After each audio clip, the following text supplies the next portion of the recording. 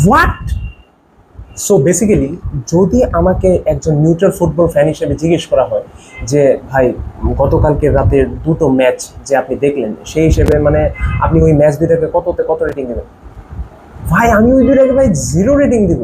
Cause হচ্ছে as a neutral fan আমি হচ্ছে একটা ম্যাচের থেকে আমার হায়েস্ট এক্সপেকটেশন কি থাকবে, অবশ্যই সেই ম্যাচ থেকে যেন একটা পয়েন্ট বেরিয়ে আসে।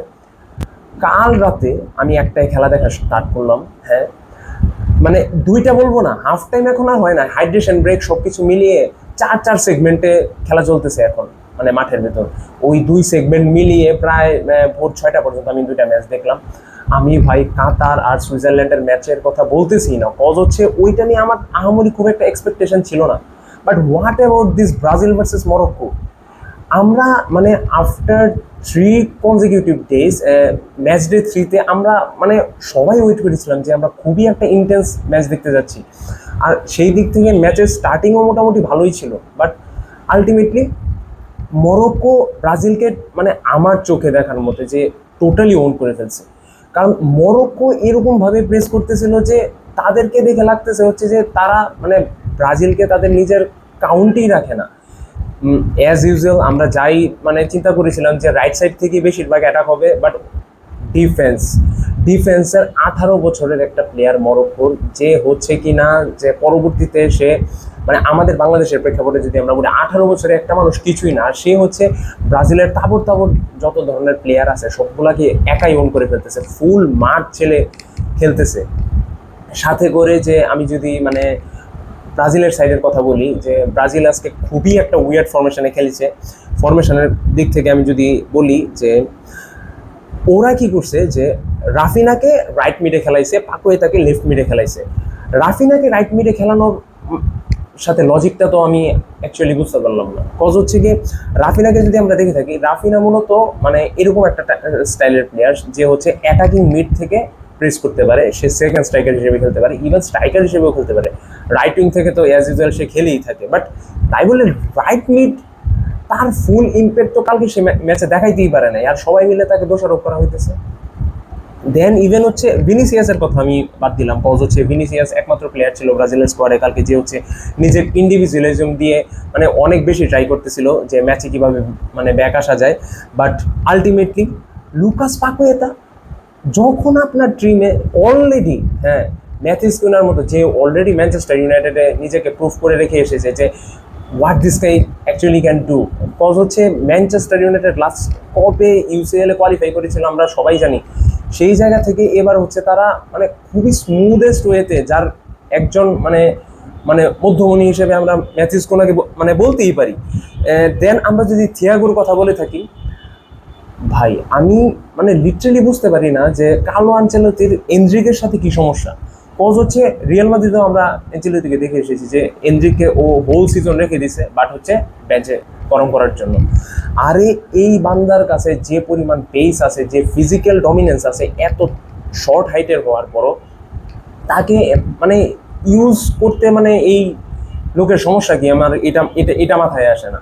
আর ডিফেন্সের ভাগের হিসেবে আমি যাচ্ছি না, ওই যে আমাদের সো কল্ড এবারের ইউসিএলে গ্যাব্রিয়েল মাগালেসের কথা যদি আমরা বলি, সে আর্সেনালের হয়ে ইউসিএলের ফাইনালে খেলছে। মার্কেনিস হচ্ছে পিএসজির মানে হ্যাঁ যদিও সে হচ্ছে আলটিমেটলি ফাইনাল জয় করে নিয়েছে, বাট তার আহামরি কোনো ইম্প্যাক্ট পিএসজিতে ছিল না। এবং এই ডু হিসেবে তাদেরকে আমরা এত গার্বেজ সিচুয়েশনে পারফর্ম করতে আমরা মানে আমরা আমরা ফুটবল ফ্যান হিসেবে এটা মেনে নিতে পারছি না।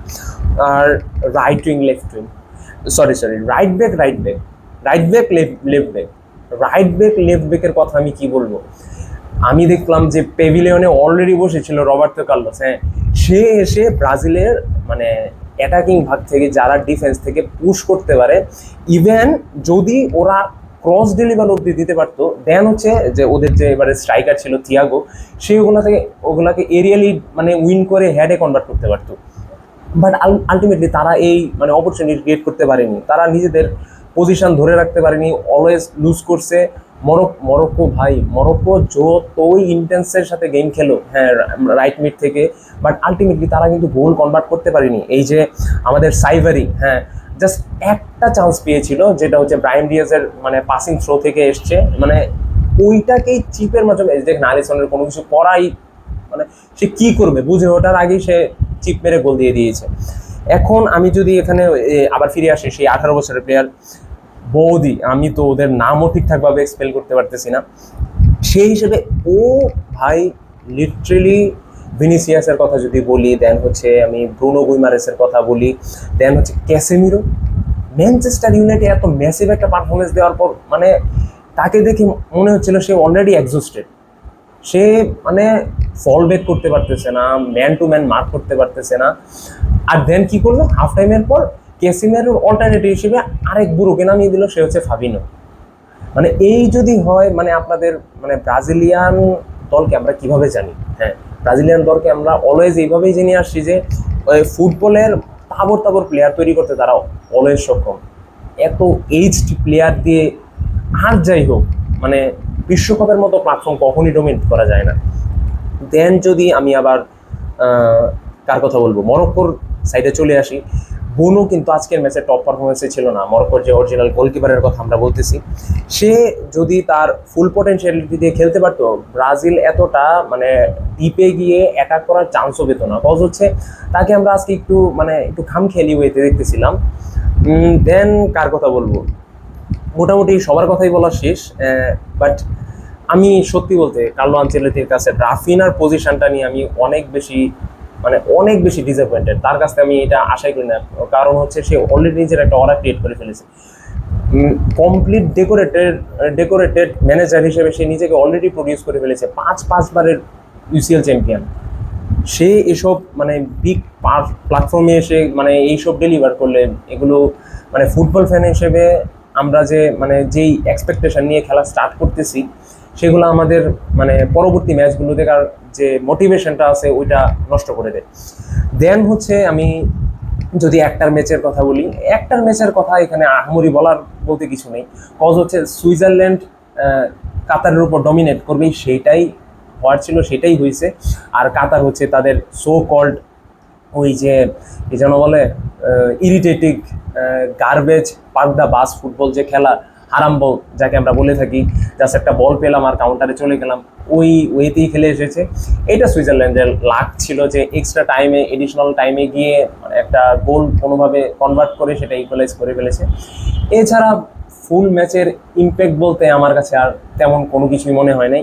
খুব নর্মালি মানে লো ইন্টেন্সিটির সাথে ম্যাচগুলো কনভার্ট হয়েছে। বাট ব্রাজিল যদি আলটিমেটলি এই ধরনের ফুটবল খেলতে থাকে দেন হচ্ছে মানে ব্রাজিলের ওয়ার্ল্ড কাপ জার্নি খুব বেশি দূর যাবে বলে আমার মনে হচ্ছে না। আর ভাই এই সিজনের শুরু থেকেই একটা জিনিস আমরা দেখে আসতেছিলাম যে ফ্যান বেজের সবাই মানে ক্রাউডলি মানে মেসমারাইজ ছিল যে নেইমার কোথায়, নেইমার কোথায়, নেইমার কোথায়। কার্লো আনচেলত্তি কিন্তু নেইমারকে আলটিমেটলি অ্যাড করেছিল, বাট আলটিমেটলি সে তার ফিটনেস লেভেলের জন্য পরবর্তী 2 ম্যাচও মেবি খেলতে পারবে না। বাট আমি ভাই আপনাদেরকে এশিওর করতে পারি নেইমার ইভেন সে তার ইনজুরি রেসিস্ট্যান্স পাওয়ার নিয়েও এই সকল মিডে যারা কন্ট্রোলারে ছিল ওদের থেকে 1000 টাইমস বেটার পারফর্ম করবে, এটা আমার বিশ্বাস। সো নেইমারকে তাড়াতাড়ি আমি টিমে দেখতে চাই।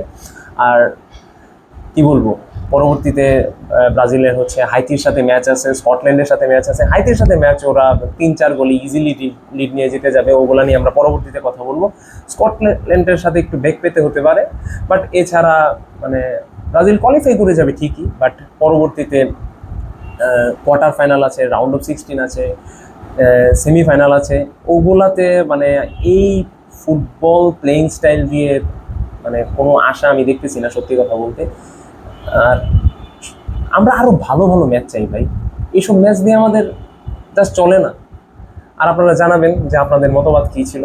আর আমার কথা যদি মানে কোনো জায়গায় আপনাদের মনে হয় এই কথাটা আমার ভুল ছিল, আপনারা অবশ্যই বলবেন যে এই জায়গায় এই কারেকশনটা করা দরকার। সো স্টে টিউন পরবর্তী ভিডিওর জন্য। আর কন্টিনিউয়াসলি চলতে থাকবে যে জানি অলরেডি আমি শুরু করে দিয়েছি। আর আপনাদের মতবাদ জানিয়ে যাবেন। এ পর্যন্ত।